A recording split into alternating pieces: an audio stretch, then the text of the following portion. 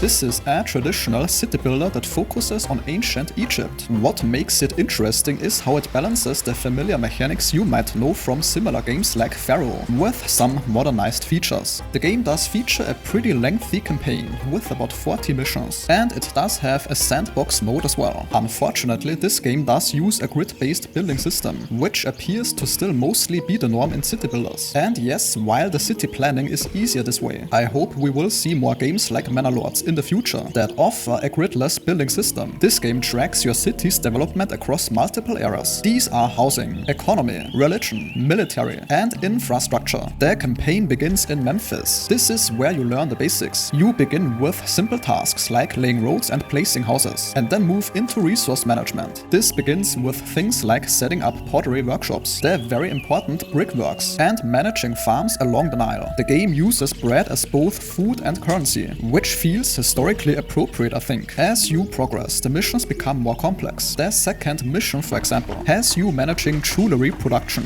mining turquoise and copper, setting up trade routes, and balancing your city's prosperity. The game includes small side activities too, like helping citizens find their lost spouses, which happens surprisingly often actually. You will also have to manage things like water access by building wells, fire protection, and architectural integrity. The game includes natural events like Nile flooding, which can affect your farming. The atmosphere and presentation in this game is pretty strong, especially with a proper screen and headphones.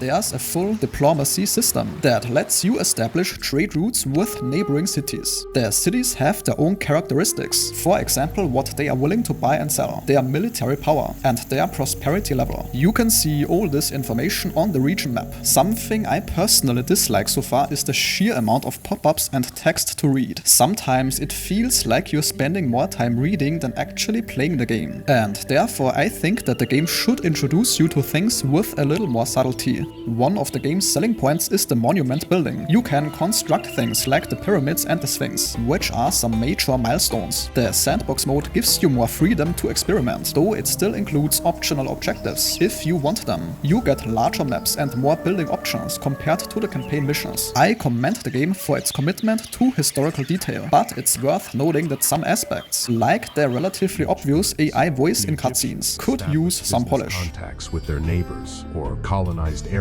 where they could extract. And yet, for the price of just $20 US, which doesn't even include the launch discount, you've got about 40 different missions, around 100 traditional and historical buildings, and multiple ways to approach city development, not to mention the pretty nice graphics. Just don't expect the free-form building style of games like Manor Lords or Foundation. And that sentence concludes today's video. If your time was respected, a like or comment is very much appreciated.